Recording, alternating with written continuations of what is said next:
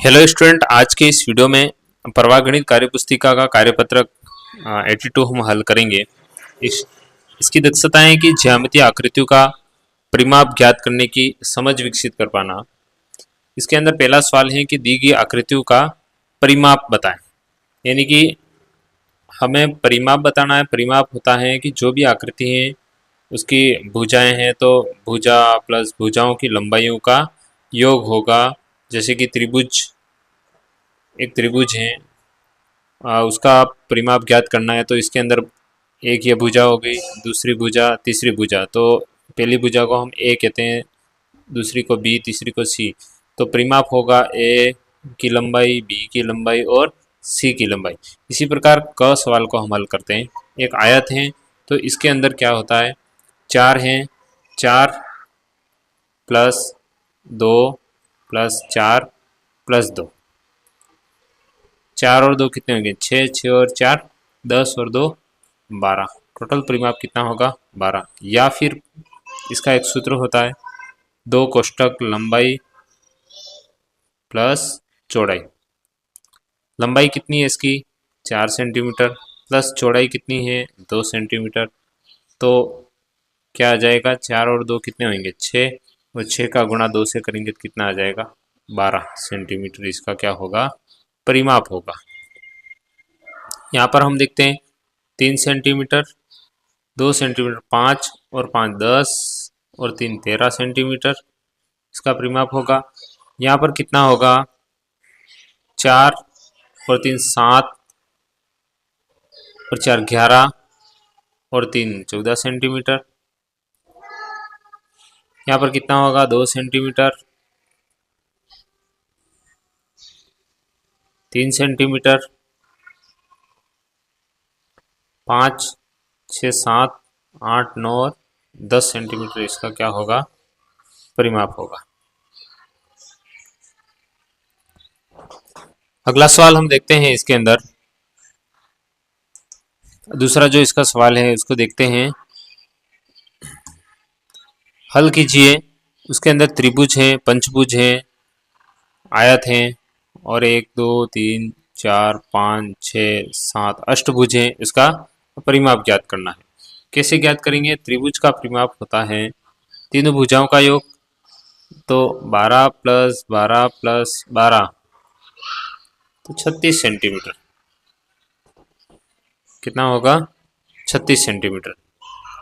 पंचभुज का 7 centimetre plus ये वाला 7 सेंटीमीटर प्लस ये वाला 7 सेंटीमीटर प्लस ये वाला 7 सेंटीमीटर प्लस ये वाला 7 सेंटीमीटर।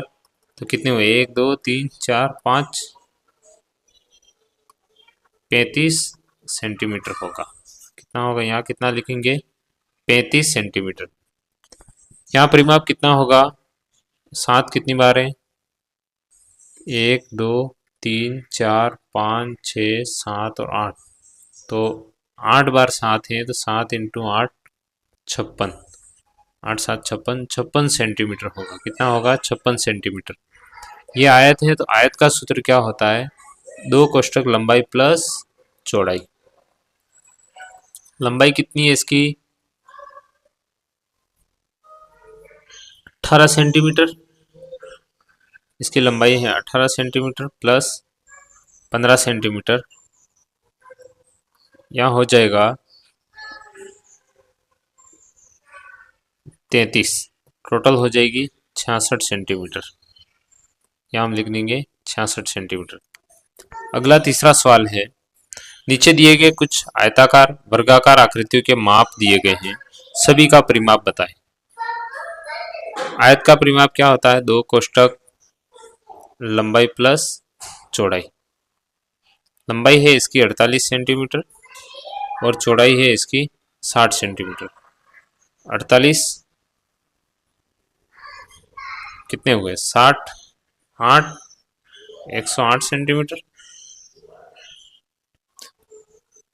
108 सेंटीमीटर का गुणा कितने से होगा, 2 से होगा। 8 2 16 का 1 0 1 और 2, 216 सेंटीमीटर आंसर आएगा। कितना आएगा, 216 सेंटीमीटर।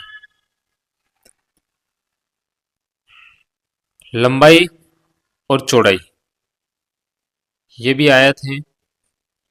इसके अंदर कितना होगा, 2 29 प्लस 29 कितना हो गया 58, और 58 का गुणा हम 2 से करेंगे।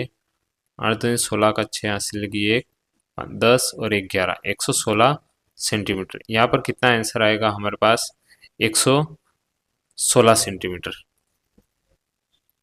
यहाँ आ जाएगा 116 सेंटीमीटर। यहाँ पर भी आयत का परिमाप है। 2 32 इंटू 12, यहाँ लिखेंगे हम 32 प्लस 12 होगा यहाँ पर, इंटू नहीं होकर के यहाँ कितना होगा, एक बार वापस लिख लेता हूँ मैं। 2 32 प्लस 12 ये हो जाएगा 44। 44 का गुणा 2 से होगा तो कितना आएगा 88 सेंटीमीटर यहाँ पर आंसर आएगा। तो हम लिखेंगे यहाँ पर 88 सेंटीमीटर।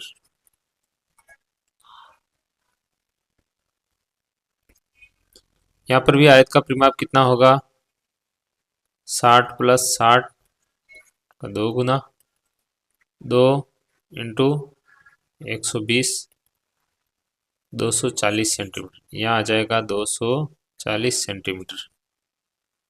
किस आकृति का परिमाप 63 सेंटीमीटर है? सही विकल्प पर राइट का निशान लगाइए।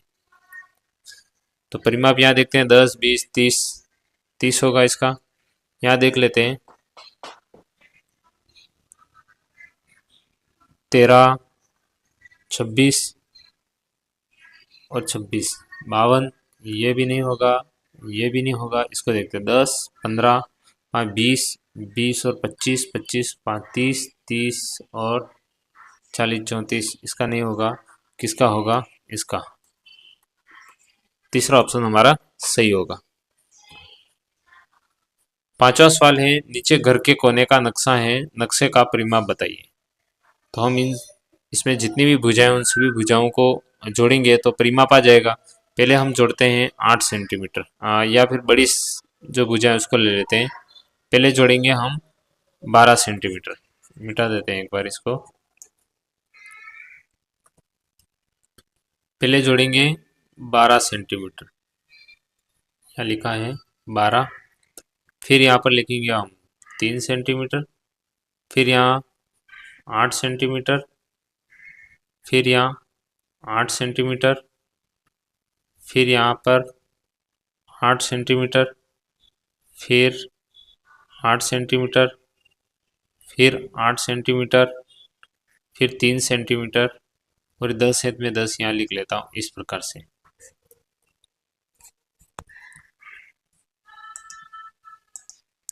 तो इन सभी को जोड़ने के बाद हमारे पास फाइनल आंसर आएगा 68 सेंटीमीटर। इसका क्या होगा, परिमाप होगा। यहाँ क्षेत्रफल की बात नहीं की जा रही है। क्षेत्रफल होता है कि इस आकृति द्वारा कितना स्थान घेरा गया, ये होगा इसका क्षेत्रफल। अलग अलग आकृति में क्षेत्रफल निकालने के अलग अलग सूत्र हैं, लेकिन परिमाप जो होता है आकृति की जितनी भुजाएं होती हैं उन भुजाओं का योग क्या होता है, उस आकृति का परिमाप होता है। ये था हमारा कार्यपत्रक 82। मिलते हैं हम अगले ही कार्यपत्रक के साथ। धन्यवाद।